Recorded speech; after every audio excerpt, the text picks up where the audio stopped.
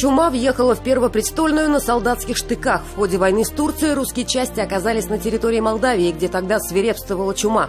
Фактически главным санитарным врачом стала императрица Екатерина II, похоже, лучше, чем местные власти, понимавшие всю серьезность положения. 19 сентября 1770 года Екатерина II пишет московскому губернатору Петру Салтыкову: «Чтобы сие зло не вкралось в середину империи нашей, учредить заставу в Серпухове, на самой переправе через реку, и определить на оную лекаря, дабы все едущие из Малой России, кто бы то ни был, там остановлен и окуриван был». В числе ограничительных мер – карантины на всех проезжих дорогах, для въезда в город требуется спецпропуск, все прибывающие из очагов эпидемии должны иметь документ о прохождении карантина, а затем их отправляли на двухдневную изоляцию.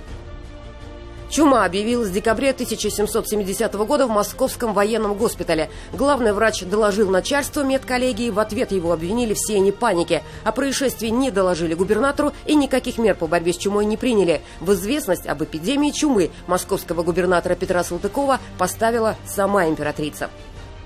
В феврале 71-го на крупнейшей мануфактуре того времени, Большом Суконном дворе, умирают 130 человек.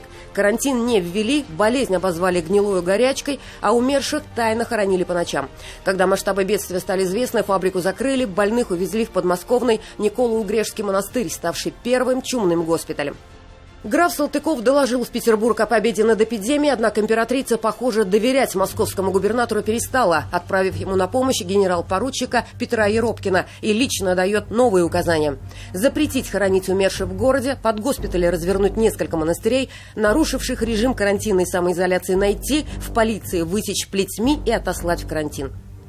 Императрица приняла ряд решений, чтобы зараза не дошла до Петербурга, и своими указами фактически изолировала Москву. Запрещены публичные массовые мероприятия, зачумленный город окружен карантинами. Благодаря принятым мерам общенациональной пандемии не случилось, но чума все-таки попала из Москвы в Воронежскую, Архангельскую, Казанскую и Тульскую губернии. Фельдмаршал Петр Салтыков, победитель Фридриха II при Кунерсдорфе, дрогнул. 13 сентября он написал императрице: «Дворянство все выехало по деревням, в Сенат никто не ездит, приказать некому, по кого не пошлю, отвечают в деревне». Петр Салтыков попросил об увольнении. Не дожидаясь ответа императрицы, главнокомандующий бежал в подмосковную усадьбу. В городе начались бесчинства и грабежи. В зачумленном городе понеслись слухи, что спасет их только боголюбская икона Божьей Матери в Китай-городе. Толпы горожан отправились вымаливать прощение Богородицы. Сегодня это можно было назвать и митингом. По свидетельству историков, там не только молились, но и ругали распоряжение начальства, докторов, проклинали бесовские карантины. Московский митрополит Амвросий, понимая опасность скопления народа в разгар эпидемии, решил его прекратить, икону убрать в храм, а сундук с деньгами передать в воспитательный дом. Но суеверные горожане превратно истолковали решение Амвросия и решили, что он намеренно прячет икону, чтобы люди не могли вылечиться. Это стало последней каплей терпения горожан, и кем-то пущенный слух, что Амвросий решил присвоить себе подношение, спровоцировал массовый чумной бунт. Мятежники разгромили и разграбили Чудов монастырь, где жил митрополит. Амвросий успел уехать и укрылся в Донском монастыре. Толпа ворвалась и туда, растерзав митрополита у монастырских ворот. Дело обернулось настоящим бунтом против церкви. За 3 дня мятеж был подавлен. Генерал-поручик Петр Еропкин продемонстрировал, что если в борьбе с чумой власти особых успехов не добились, то с бунтовщиками справляться умеют. Но самый значимый вклад в ликвидацию эпидемии внес опальный к тому моменту фаворит Екатерины II граф Григорий Орлов, получивший от императрицы неограниченные полномочия. Он руководил расследованием причин бунта. 4 человек повесили, остальных приказали высечь розгами и приговорили к каторжным работам.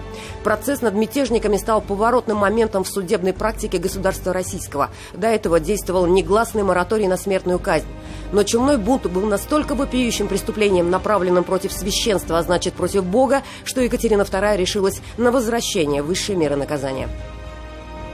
В Москве Григорий Орлов занялся тем, что следовало делать с самого начала эпидемии – правильной организации ограничительных мер. Были усилены карантины и их число, увеличено количество больниц и жалования докторам. На въезд и выезд из города наложили запрет. Мародеров и грабителей стали казнить на месте. Всех без различия на чины и сословия приказывалось хоронить на специально отведенных кладбищах вне черты города. По приказу Орлова зараженным, прошедшим курс лечения в больнице, предлагали материальную поддержку. Женатых людей, выписавшихся из больницы, награждали 10 рублями, холостых 5. Эта мера стала наиболее эффективным средством по привлечению людей в карантины и по борьбе с чумой, чем самые строгие запреты. Осенью эпидемия чумы пошла на убыль. В сентябре от болезни скончались порядка 21,5 тысячи человек, в декабре 805. Всего жертвами этой эпидемии стало примерно 55 тысяч человек. Светлана Спирина, 7 дней. Все выпуски программы «7 дней» смотрите на YouTube-канале ТНВ.